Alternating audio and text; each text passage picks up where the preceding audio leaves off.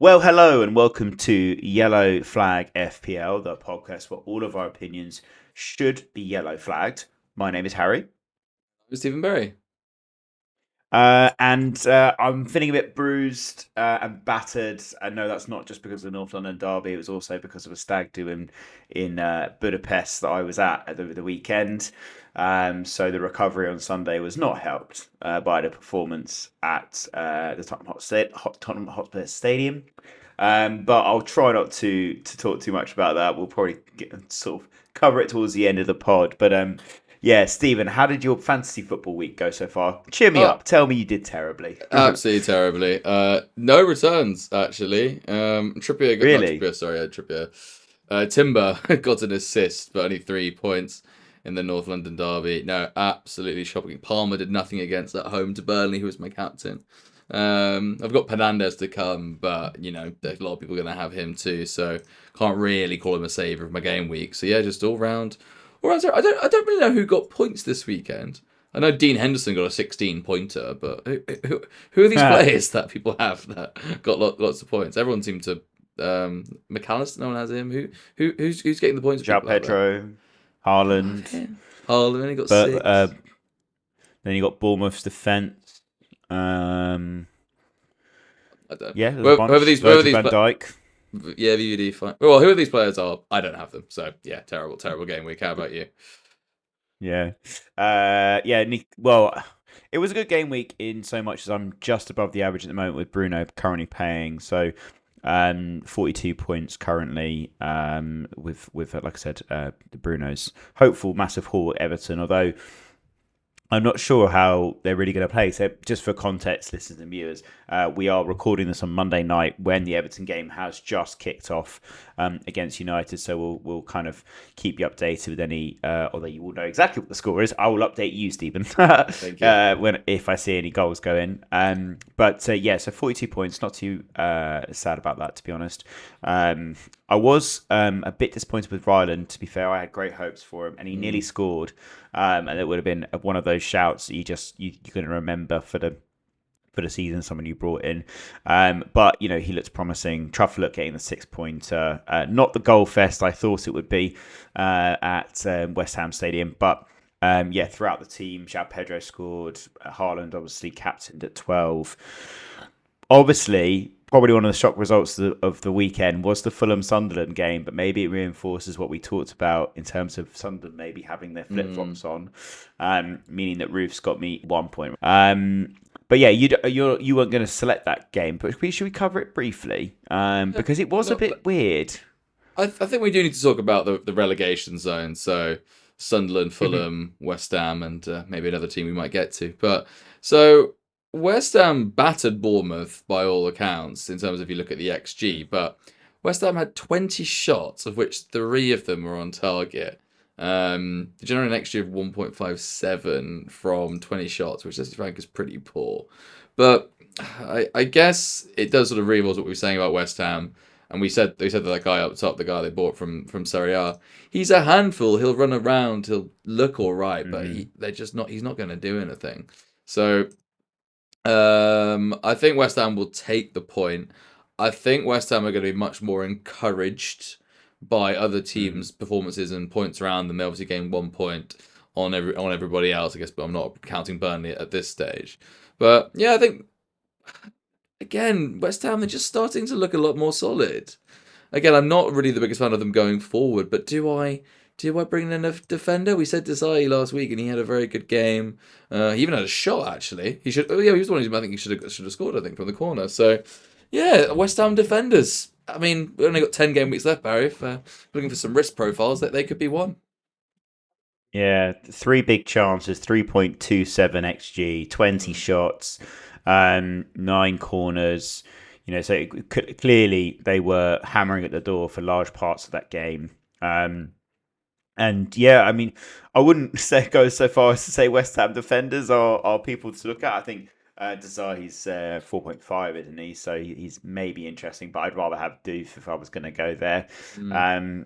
Bowen is always a bit of a cock tease, isn't he, really? Because he's so expensive. He's so expensive, but you just know that if he bangs in one goal, if he gets one return, he's going max bonus because he Mm. does so much for the team all around the pitch as well. You know, he's at first strikers hit def cons. I think he did it again and comes close every now and again. So I think if they went on a decent run, and I don't think they do until maybe game week 30, maybe he's one to look at. But really, I think a lot of my team selection now is going to be eyeing up those double game weeks and blanks that are coming up in the near future. Um, so yeah, not for me, Gov, not for me. West Ham's run, to But be what fair, about is Bournemouth? absolutely dreadful. So you're right. Game week 32 is when they have a bit of a turn, but then it's just straight back into Mm, awful again. So yeah, yeah, West Ham. I mean, if I was a Spurs fan, I would be very much enjoying West Ham's run in. Their run in is not ideal, to be honest with yeah. you. Yeah, well, I mean, at the moment, I'm just sort of hoping that somehow this appointment of the Croatian on a 3 month vacation is going to save us from relegation. No, it's not. um, if yeah, I'm hoping that he does some magic. To be honest, I'm not really looking at other teams, but yeah. What about Bournemouth then? So part of the reason why I made this shout is I just kind of had this feeling that no one was going to expect Bournemouth to really show up and try and do something. And maybe there's an argument to say that maybe they are looking a bit beachwood as sitting at ninth in the table, 38 points. There's what 6 points off any European places, so probably not going to be pushing for that. Oddly, I've just seen Everton at eighth. That surprised me. Yeah. They were near the Everton are relegation really zone. weird. They're either 17th Yeah, or 5th. They're very, I don't really understand it, but anyway. yeah. But we're out for Bournemouth. I mean, they've they have got some impressive players. Like we said, we did like Ryland. Obviously, Hill. He hit his I think Mhm. seventh consecutive return, and he's 4.0 as a defender. I've still got Trufflet. I've had him all season. I'm probably pot committed unless I wild card. Yeah, anyone you found interesting from their team? No, I think you summarised it quite well. And Bournemouth's run is pretty good. Sunderland, Brentford, Burnley, Man U. I think Arsenal, Newcastle, but then Leeds. Well, actually, as bad as West Ham's is, Bournemouth's the run of the end of the season is actually the other way around. It's actually pretty good. And Hill at 4.4 million. Hill at 4 million is probably the best. I can't think of any of those around that. Especially as Muki, who's obviously now one, he's 4.5 and two went off injured. So yeah, he looks really interesting. Bournemouth's last few games are very appealing. Oh, Man They've City. yeah, not yeah. I mean, you're not gonna have the perfect run, are you? But I think Yeah, that true. run is pretty nice. I think they're on the beach though. I just think they just didn't show up against West Ham. You got to remember they are still a mid-table club. They are Mm, going to have performances like that. But they got a point. They last season they ran right yeah. to the very end. So I think yeah, I think Hill's interesting. I do still like Ryan. He's got a point to prove. Evan Nielsen is one of the worst decisions I've ever made. Always, or I know fixtures matter more, but when someone's shit, remember that.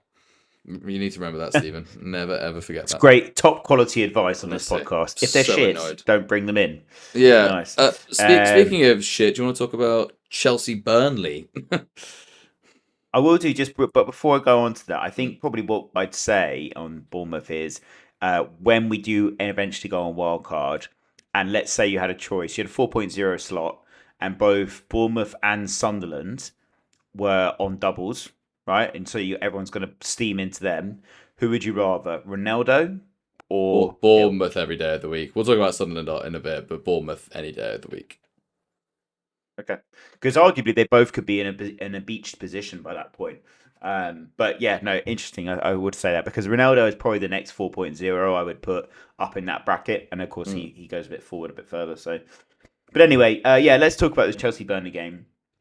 Do you know what? I think this was just a case that Chelsea dropped points, but in a sort of lackadaisical way. Like it wasn't a case that they turned up and then Burnley played them off the park. That did not happen. Even before the red card, I thought they looked as solid as I've seen them in an away fixture.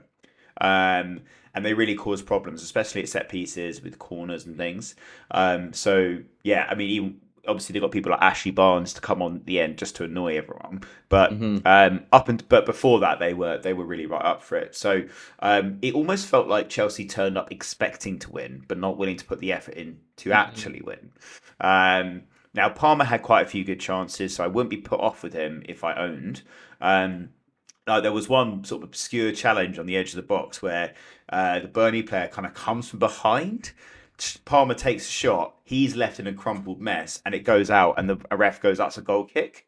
And I go, well, "Hang on a minute. If that's a goal kick, surely the player's just been taken out, right?" And it was like, it was a pretty bad challenge. It's from behind. It's not, Mm. it's never not a nice one at all. So I was quite surprised by that. And then Carl Walker had an absolute nightmare on the halfway line when the ball comes down and he sort of tries to chest it down, just balloons somewhere else, and then Palmer's in and sort of snaps at the shot, doesn't really take it on. So yeah, I think the problem for Chelsea is, and we talked about their great run. That run is now over, right? Yeah. They've got Arsenal, Liverpool, Bournemouth, I want to say, or someone mid-tabley. Arsenal, Villa, Let me look. Newcastle, Everton, City, Man U, Brighton. Not ideal. It's not ideal, no. And I think probably more important, and then of course they got the FA Cup as well in the middle of that, Wrexham away, which, look, we joke, but that's not going to be an easy fixture. He will have to play a strong team in that. Then of course we've got European fixtures as well. They haven't been properly all laid out quite yet because we're obviously waiting for the playoffs to finish. Yeah, uh, it's not a great run for them, and like think about it. Arsenal away, Villa away, Newcastle at home, Everton away, Man City at home, Man United at home.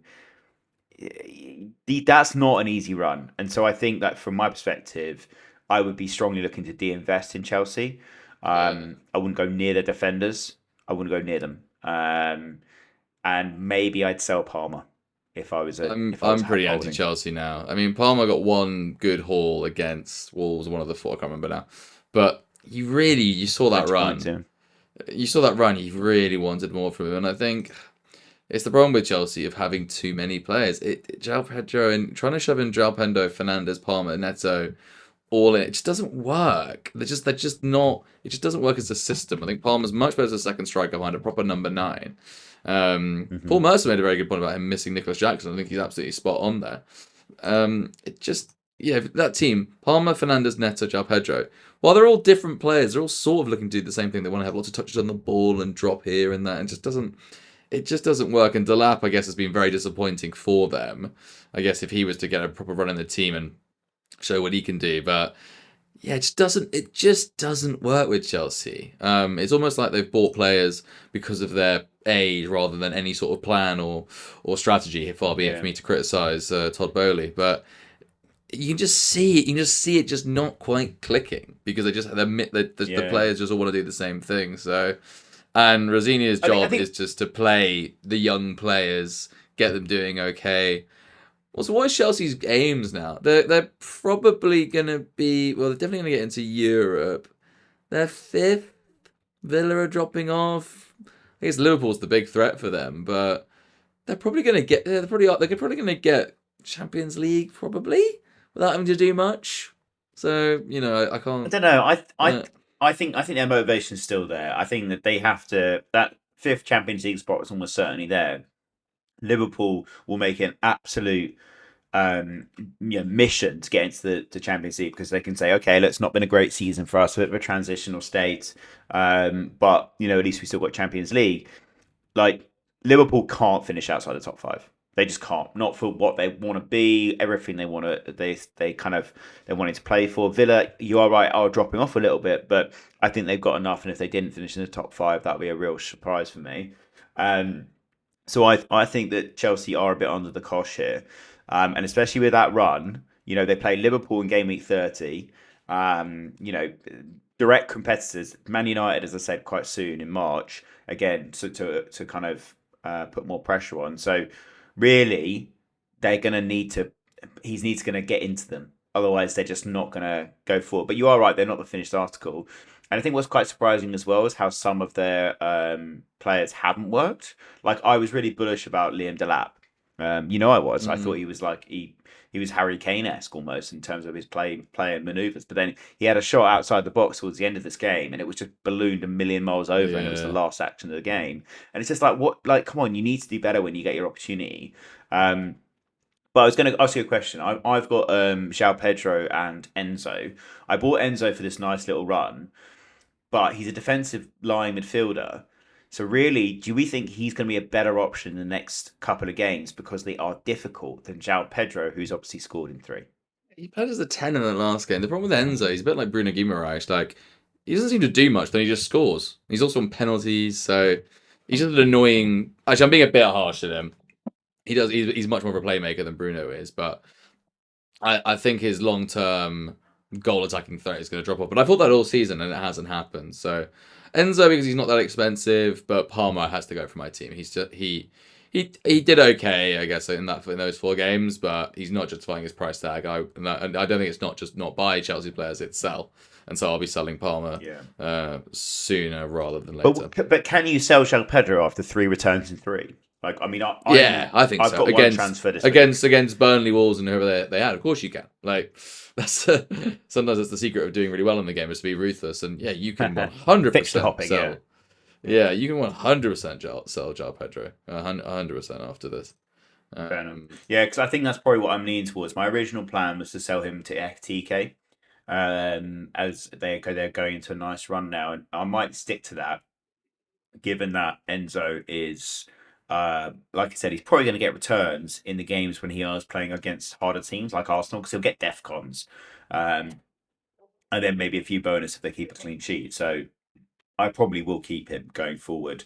Obviously, watching Ben Crellin's spreadsheet to see how we go with the Chelsea fixtures, and we'll see what happens in the Wrexham game. God, that'll be a good one to see. So yeah, should we move on then? Well, we should mention Burnley. Should we mention Burnley, or is it just a hard avoid? This was a good game for them. I think they got the win in South London last time. Esteve was 1 away from defcons, which was annoying.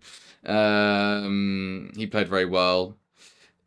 Look, fair play to them. They're not giving up. But they're just not very good. Like, I don't know who Worrell is. Like, Hannibal is just terrible. Like, they're just not very good. I mean, fair play. Honestly, like, a lot of credit where credit is due. Given some of the performance, I mean, they've had a few. I think they've had 1 or 2 hidings, but that was just maybe a better team just played them off the park. But I can't think of many Burnley games where I haven't thought at least they've tried, and they're going to push until the very end. But there is just a serious quality gap in their team versus the rest of the league, unfortunately. And it's as simple as that. Yeah, I think that Ward-Prowse was a bright spark in the team, but at 5.6, there are better options out there. None of their team really appeal. So yeah, let's move on. And sorry to any Burnley fans listening, but I think you probably are agreeing with us secretly, maybe. And should we talk about? We talked about Sunderland a bit. This Sunderland Fulham, yeah. Times. Yeah. What happened? Like, context this. I was in Budapest, but I was really, really suffering during this Sunderland Fulham game, so I didn't quite get to watch it. And I was trying to recover as I move forward. So yeah, check the result, and I was really surprised, really, really surprised about that. They can't be that much on the beach. They just lost 1-0 against Liverpool. It was a difficult game. They then lost it. That was their home record gone. But then Fulham go there and do what Newcastle, Man City, Arsenal, to do what all of those clubs have failed to do. Why do you think it is? Because they are on the beach, like they, as I said. Well, no, I really think Granit Xhaka is such a loss. We keep forgetting. I mean, if you weren't sure he was the signing of the season, you must be sure now because look at the they're 2-0 down. He comes on, they score. Okay, it ended up being 3-1 to Fulham in the end. But if he had played all that time, maybe it would have been different. But generally, I get like they've got a thin squad. It doesn't take so they lose Traore and they bring this guy I never heard of called Bai. He was awful. Like they have a good starting 11, but that's that. But then any injury is to that. They get bringing somebody absolutely appalling. And again, they've hit their targets. They're on 36 points. They need to perhaps be a little bit careful actually, Sunderland, because 36 points over the last few seasons keeps you up comfortably. West Ham, Forest, Spurs. I mean, Leeds are on 31 for context. Like, there's still a bit of time for Sunderland to go, but Xhaka's back, which I think is going to steady the ship. But their goal was to not get relegated. I mean, I'm sure at one point they dreamt of Europe, but I think even they knew that was unrealistic. So, yeah, it's as simple as that. They've achieved their targets. They've got a thin squad. they'll win the occasional game here or there just to make sure they stay in the league, but they're not going to keep performing as they were. They've done what they had to do, and fair enough if they're going to relax. And again, I think it's very important to mention the FA Cup. All of them will be thinking about the FA Cup, and I think that's very understandable because if they play like they did against Arsenal or against Man City at home, they could beat anyone. So I completely understand what they're thinking. Like, okay, we've survived in the Premier League. We have a much bigger fish to fry, and that would be the FA Cup, and that's completely understandable. So yeah, I think it is just it's target Sunderland basically. Target Sunderland. They are unless they get into real trouble, they're not gonna be at their best. I think target Sunderland's maybe a bit far. I wouldn't go down that necessarily. I mean, they've got their next fixture is either Port Vale or Bristol City in the FA Cup, so it's a good fixture for them. And then we move into the quarters, obviously. I think it's more a don't be afraid of that fixture anymore. And don't be banking their points particularly. But good to see that Xhaka was back on the pitch as well. And I agree with you, he probably was one of the signings of the season. So yeah, that will be very interesting to see how that goes. And obviously, with him coming back, do they then steady the ship a little bit? But for Fulham, we've all had these false dawns of Fulham. Are they just slipping into that mode of just doing enough to stay in the Prem? They're 10th now. They are so Brentford are on 40, and then Brighton are and they're 7th. Brighton are 14th on 6th. I think they're just being Fulham. They're just they're just being Fulham basically. And I think that game is more Sunderland being bad than Fulham being amazing. Harry Wilson got another return, which is interesting, quite annoying actually. And I actually think Fulham have a decent run as well. I think they have a decent run. Remind myself, I'm pretty sure they do. Tottenham, West Ham, Forest, Burnley, the next 4. So more than a decent run. Like they've literally got the bottom 4 in the next 4 fixtures. You saw Harry Wilson before that. Yeah, and I sold Harry Wilson before that. Good idea, Harry. Yeah, I do like Iwobi. He's obviously walked away with max bonus in this game, 13 points. But, again, he has these double-digit returns that come in sort of spates. His last double-digit was also 13 points in Game Week 5. So, not really sure whether we should be going chasing those points, but it does feel a little bit like points chasing, don't you think? It is. But, hey, that is a generational run for Fulham. Generational run indeed. But yeah, I mean, look, I think that we are going to be needing some cheap players because as my kind of theory is, and I think Wayne Rooney spoke about this on Match of the Day, the way that Haaland's adapted his game, he's kind of becoming a bit more of like a 10. He is still their 9, but he's also dropping down into deeper positions. He's creating goals. Obviously, created a goal at the weekend against Newcastle for O'Reilly. So I wonder whether with Haaland dropping into that 10 role, whether we need to provide more mid-priced Man City players, get Salah because he seems to be coming back to a bit of form. And in doing so, you're going to need cheapies. So that's people like Raul Jimenez. That is people like Harry Wilson, Iwobi, and things like that. But what do you think about that? Do you think that? I mean, obviously you've already sold Haaland. You bought Salah. Salah. Is there a method to my madness there, or is it just clearly mad? I think so. I mean, I've done it right, but I've done it as a differential, which doesn't necessarily disprove that point, Stephen. Yeah, you have to admit. But yeah, we can talk about potential Fulham players at the end because I know you want to talk about Leeds, Villa. We've spoken about Villa beforehand, but let's sort of nail our colours to the mast here. Are Villa good? Are they bad? Where are they going to finish? What's happening at Villa? I think Villa are in freefall. I really think they are in freefall. I'm not really entirely sure why, but the Leeds goal. To be fair, let's put this out there. The goal that Stat scored is an absolute screamer. But although potentially one of Martinez, yeah, maybe. I know I'm always minded to criticise Martinez, but you don't like him. But mind you, he is Argentinian, so he's probably used to that. But anyway, I think that it's it's not that they threw it away in terms of Leeds. That is, I think Leeds were pretty good in all of this game and could have scored more. So it's not just even if they hadn't scored that free kick, I think they still win this game or get a draw, or get something out of it. DCL had a couple of good chances. He could have easily hauled in this game. Would have got a goal and an assist if he could get the ball out from his feet and if some of his other players could hit a bomb door. Rodgers has played every minute in the Premier League, I believe. So maybe there's an argument to suggest that he should maybe get a bit of a rest. But again, he looks fit. He looks like he's the most creative danger on the pitch. Watkins a bit hot and cold. And what I was going to say about this game is we've always known that Watkins is better when he's got another striker behind him, pushing him, giving him competition. We saw that with Duran, and then obviously now we've got Tammy Abraham, who's obviously scored in this game. A bit of a scrappy goal, but a goal nonetheless. So I wonder whether Tammy gets the nod over Watkins in some games to sort of ease him up a little bit. But in short, I would say Villa and Freefall, Leeds look a solidly Premier League team. They don't look like they're taking their foot off the gas, which is great to see. So they're not doing it. I don't think they will be allowed to be on the beach by that manager and by that ground. I don't think Leeds will ever be on the beach till the last day of the season. To be fair, I think they know that. No, of course not.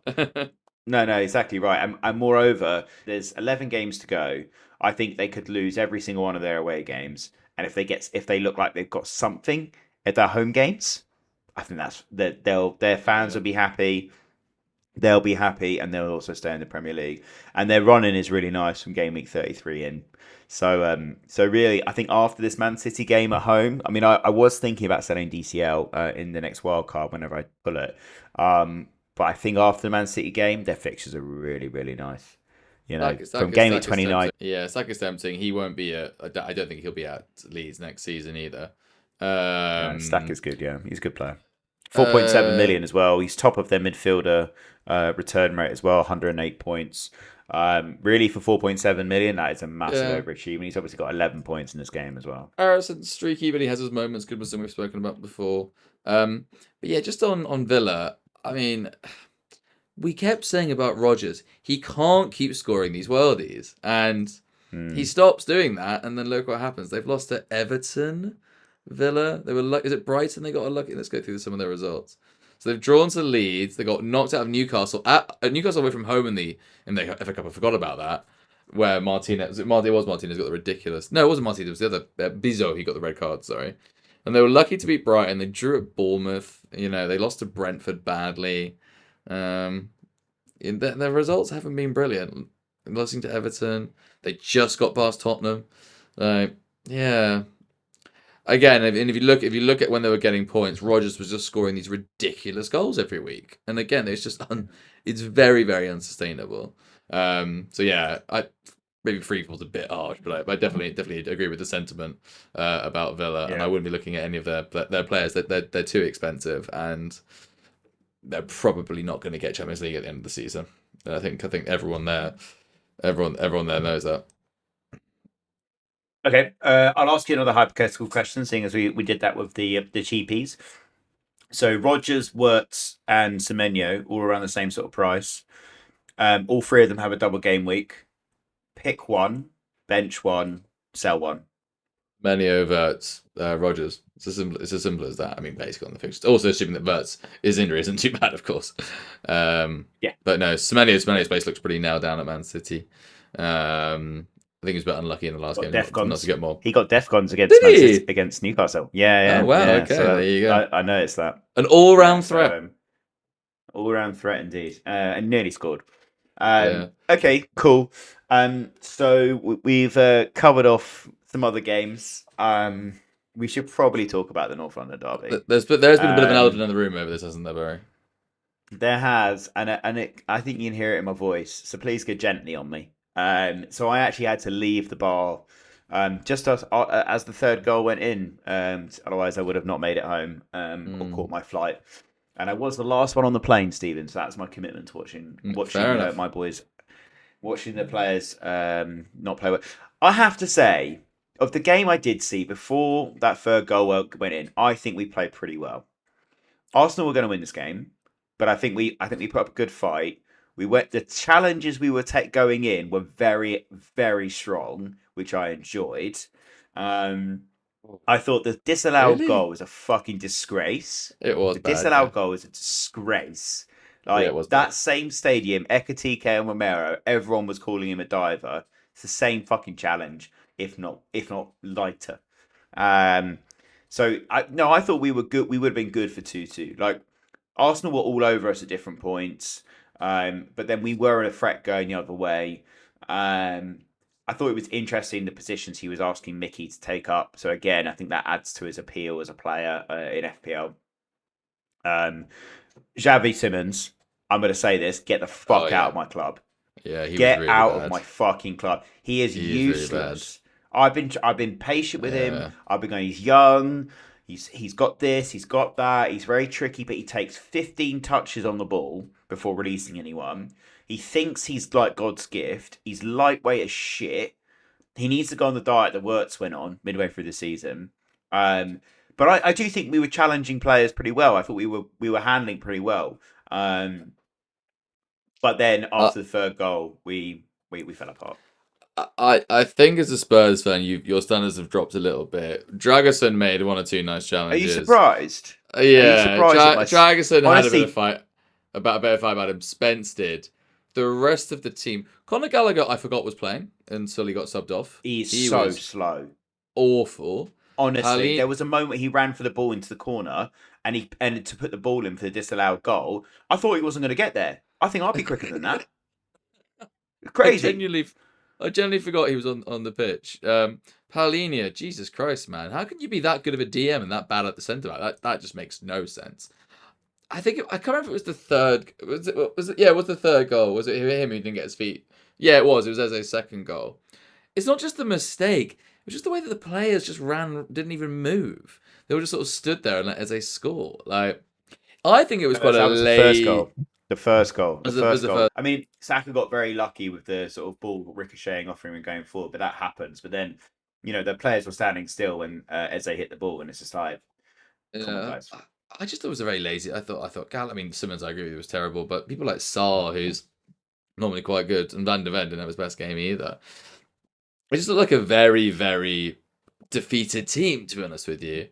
And it also looks. I mean, I'm sorry. Apart from Dragerson and Spence didn't have his best game, but at least he tried. Other than those two, I thought, guys, it's the North London derby. Like, you're at home. Like the fact, to be fair to the Spurs fans, they were really cheering the team on. Like they even when they were 1-0 down. I mean, they weren't 1-0 down for very long, but they weren't like these big boos or anything like that. Obviously the third goal then emptied the stadium, but until then, like I think they were behind. They were definitely behind the team full flow, and Spurs just couldn't get going. And I don't think that's ever Mm. acceptable in a North London derby from either team. And I do honestly, Barry. I mean, worry's the wrong term because I'm not worried about Spurs going down. But if I was a Spurs fan, I'm who's showing more fight and commitment and even like and just general all round play West out Ham. of you I guys, think West Ham Forest. and Forest. Spurs are bottom of that list. You have number one in 2026. Sunderland, who we're saying are already beached, have got more points than you. Burnley have, Wolves have in the last 9 games. It's not good. Yeah, so It's not good. so I would say that none of those players are used to a fight like this. So therefore they don't know what to do. They don't know how to deal with the pressure. I think hiring Tudor is a real massive risk, but I Yeah, like the way he's doing things, and I think you got to give him a chance.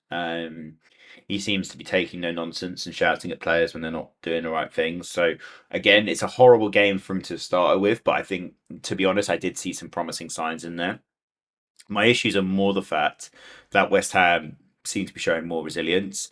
I yeah. think Nottingham Forest's squad on the whole is better than Tottenham's. Um, so Oh, if I won't go if that far, but I think if Pereira gets them playing well, like he got Wolves playing the end of last season, then I think that could be trouble. To be honest, if Spurs stay up this season, it won't be because we played well. It'll be because we've got lucky. Is yeah, my honest thought. So yeah, target Spurs. Spurs is not a hard fixture at all.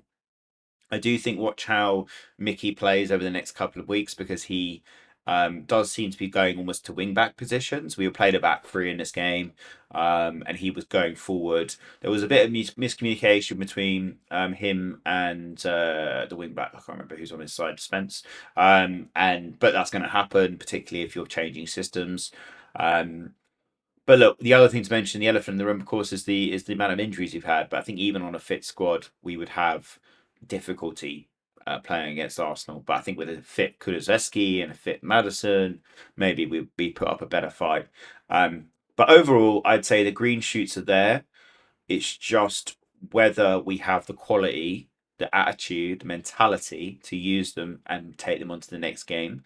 Um, and to be honest, I am seriously concerned, and I'm a very Yeah. deflated Spurs fan.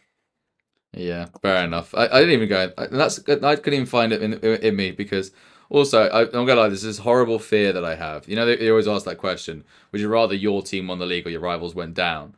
I have this horrible, horrible feeling that Spurs will go down and Arsenal will get second. To be absolutely clear, Arsenal winning the league is more important than Spurs going down. But I have this horrible, horrible feeling that's how it's going to play out, and I will, as much as Spurs going down will be funny, it will definitely not mitigate another fourth place, second finish. Four in a row. Yeah, I don't think I would take that. I'd rather you win the league and us stay up. I'll be honest. Yeah. But again, Moment. like, look, let's see what happens. All to play for. Plenty of games to go. 11 games to go. We only need 11 points to reach the magic 40. So let's just go for draw, lads. Yeah. And we'll be Well, fine. on that moment of agreement, let's go to something where we disagree, and obviously that's our banker, middling, and rogue. My Great banker transition, is. mate. Thank you. Well, my banker is just so boring. It's Joachim Anderson at Fulham. They're playing 4 out of the bottom So 4. after all that time slating Fulham, It's such. I'm not happy about saying it. He just gets DEFCONs. They're gonna get at least 2 clean sheets out of 4 in that game. He just hasn't scored. I don't think this season. He's probably due a goal. It's so boring. But as I said, he's playing. If someone's playing 4 out of the bottom 4, you can't not have at least one. You should have 2. I think most people have Harry Wilson anyway. But yeah, and I refuse to bring in Harry Wilson. I'm just not accepting it. So yeah, Joachim Anderson. It's very boring, but it's it is what it is. My middling. I told you, Victor Gokares. The player was there. The player was there. Yeah. And he kept it simple against Spurs. Nice little layoffs, working the channel. And then his goal was great. It was his first goal. Decent goal, yeah. His first goal was good. Come on, his first goal was a good finish. But poor that was good. I agree. agree with you. Yeah. Second goal was a counter attack, and he still had to finish it. So Victor Gokres, he's taking a little bit of time, but you could see the green shoots were there. He's never going to be Erling Haaland, but starting to look pretty good. Arsenal have Chelsea and a blank, and Man City away. Other than that, the run is pretty nice. Let's see how that plays out. And then my rogue shout is a Burnley player, and that is Anthony at Burnley. I just quite like him as a player. I think he's a very nice player. He's a very nice player. He's a little bit too good for that team. He had a couple of shots that were blocked against Chelsea. He's going to play pretty much every minute. I didn't actually have time to check how much he is, but he's probably 1 million or 1%. He's 5.5. A couple of people owned him, so he'll be like 5.4. I would have thought. Let me double check that. Sure. That's a bit annoying, but either way, he'll be nice and low owned. And 5.0. 5.0. 5.0. There you go. And Burnley's run is actually is not bad. So they have Brentford at home. Oh, what do they do in that game? If Scott Parker knows anything about him, just sit back and let Brentford panic. Everton away, Bournemouth at home, Fulham away, Brighton. That's not a bad. Nottingham Forest, not bad 6 fixtures. He's my rogue shot. Cool. Well, you'll definitely be interested in my shock result then, given that prediction. Do you want to hear my shock result? I do want to hear your shock result. The fans and viewers do as well. Wolves to beat Villa. Beat Villa. Black Country Derby. The Wolves players are up for it. Villa don't know what Friday to do. night. Is under the lights? Oh, even better. Oh, that's just guaranteed under the lights. Friday night. People have left their workstations at 5 o'clock. They were in the pub for 3 hours before the game, suitably lubricated. It's at Wolves. Yeah, that'll be a good All a game new for magic coming sure. in. Oh yes, indeed, indeed. Okay, cool. Well, my banker is Ekatike. Mentioned him Oh, before. interesting. He's been a bit patchy on returns, but I just think that fixture run is Missing impossible to open ignore. goals.